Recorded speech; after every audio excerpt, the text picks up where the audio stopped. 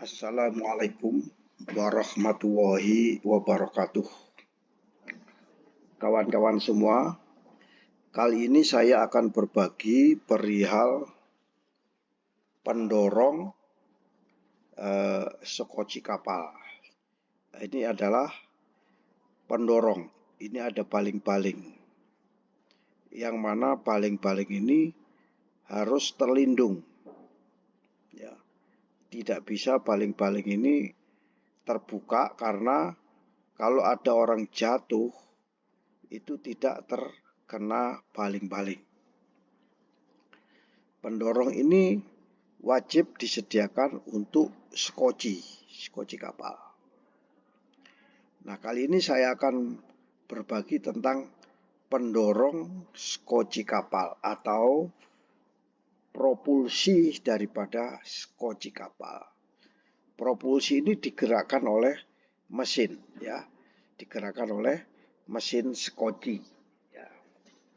Kawan-kawan semua,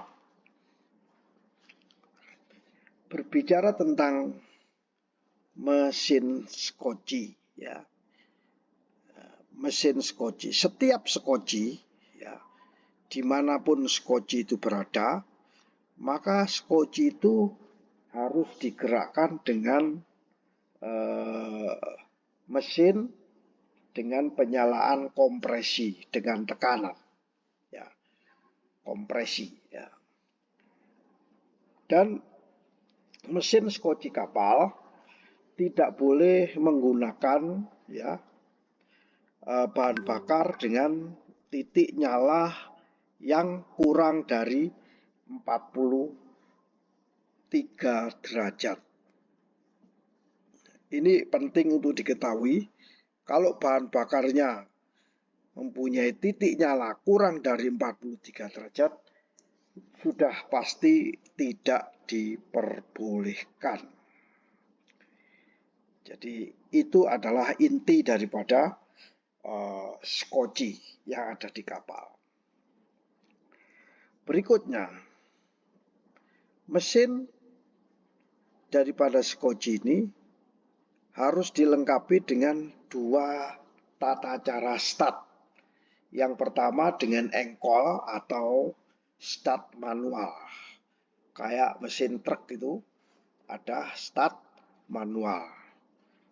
Dan yang kedua digunakan start dengan tenaga, artinya dengan sumber energi yang independen, ya, yang terpisah. Jadi misalnya aki atau sumber energi independen lain yang dapat diisi ulang. Jadi ini ada dua. Kalau ini tidak ada, maka engine tersebut tidak memenuhi ketentuan. Oke, berbicara tentang alat bantu start, ya, yang tadi dengan cara manual, ya, dengan cara manual dan dengan cara menggunakan tenaga, maka sistem penyalaan mesin dan alat bantu penyalaan harus dapat menghidupkan mesin sekitar suhu minus 15 derajat Celcius. Jadi kalau di kutub, ya, kutub utara itu sampai sudut suhunya itu minus 15, maka mesin itu dapat dinyalakan dalam waktu 2 menit. Jadi 2 menit meskipun suhunya minus 15 derajat, maka mesin skoci itu harus dapat dinyalakan dalam waktu 2 menit. Tentunya kita harus mengacu pada prosedur flag state atau coastal state atau sabandar dan kelas, ya. Nah, kawan-kawan, untuk sistem start engine untuk skoci, mesin skoci, ini nggak boleh dihalang-halangi oleh orang lain, oleh benda, oleh struktur dan lain sebagainya. Nggak boleh, ya, nggak boleh dihalangi. Maupun orang yang menghidupkan dengan aki tidak boleh terhalang. Dan mesin tersebut harus dapat beroperasi kurang dari 5 menit setelah start dari keadaan dingin. Misalnya dari lama tidak beroperasi, kemudian mau dikerjakan, harus bisa nyala dalam waktu tidak boleh lebih dari 5 menit. Ya. Uprek-uprek engine-nya tidak boleh lebih dari, dengan catatan skoci keluar dari air, ya. Artinya skoci keluar dari air itu pada saat air, skocinya keluar dari permukaan air. Nah, kawan-kawan, mesin harus dapat beroperasi ketika skoci itu tergenang air hingga ke poros engkol. Jadi ini ada poros engkolnya di sini. Ya, kalau itu tergenang, maka mesin harus bisa tetap menyala. Berbeda dengan mesin darat, ya. Poros baling-baling harus dapat diatur sedemikian rupa sehingga baling-baling dapat dilepas dari mesin. Jadi ini kan ada poros ke sini, ya. Tentunya harus bisa dilepas dengan mesinnya baling-baling. Nggak boleh sulit, ya, harus bisa dengan mudah dilepas. Baik, berkaitan dengan udara exhaust gas buang. Pipa cerobong daripada mesin daripada skoci itu harus diatur untuk dapat mencegah masuknya air ke mesin dan masuknya air ke cerobong, ya, cerobong. Dan semua skoci harus dirancang untuk mempertimbangkan keselamatan orang yang ada di dalamnya maupun orang-orang yang ada di luarnya. Misalnya orang berada di sekitar baling-baling atau orang yang ada di dalam ruang akomodasi skoci nggak boleh menghirup udara yang mengandung gas buang. Termasuk baling-balingnya harus dilindungi dari benturan puing, makanya harus memiliki pelindung, ya, ducted, ya. Terkait dengan kecepatan skoci, bila skoci itu bergerak dengan di air tenang, maka skoci tersebut harus bisa bergerak minimal 6 knot, ya, minimal 6 knot ini. Nah, kalau sudah bisa bergerak 6 knot, maka memenuhi ketentuan. Dan dimuati dengan orang dan perlengkapan dengan semua peralatan bantu bertenaga mesin, ya. Bagaimana 2 knot? Kalau dia dimuati dengan orang banyak, maka dia boleh 2 knot, ya.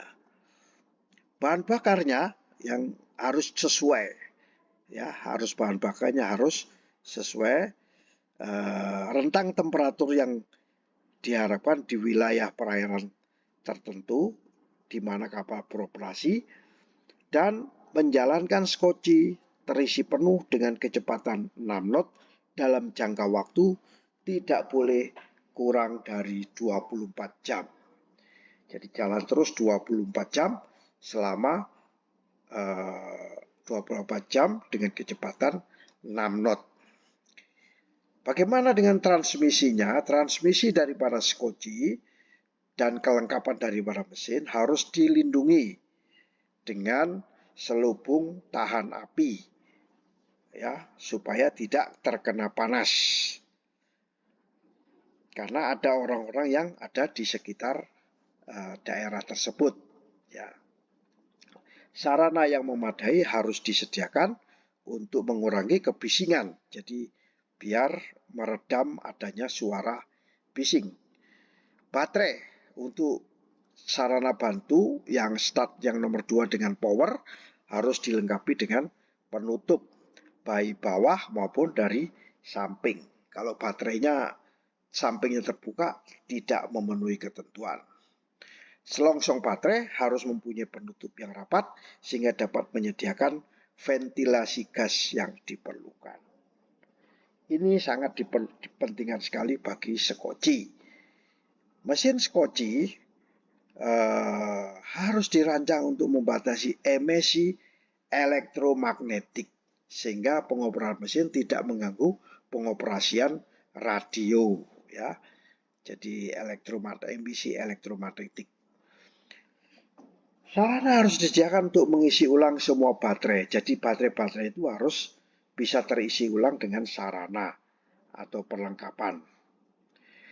Baterai radio tidak boleh digunakan untuk menyediakan tenaga untuk menghidupkan mesin. Jadi untuk radio sendiri untuk menghidupkan mesin sendiri.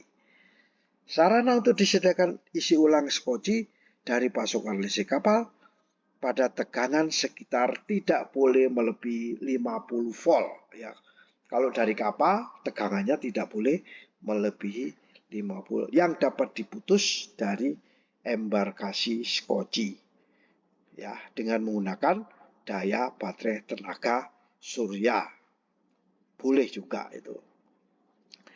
Nah, demikian kawan-kawan semua, petunjuk tentang kedap air untuk menghidupkan dan mengoperasikan mesin harus disediakan di tempat dalam bentuk manual atau instruction manual. Kira-kira itu sharing singkat saya tentang skoci, penolong, dan utamanya yaitu mengenai pendorong daripada skoci kapal. Semoga bermanfaat bagi kita semua.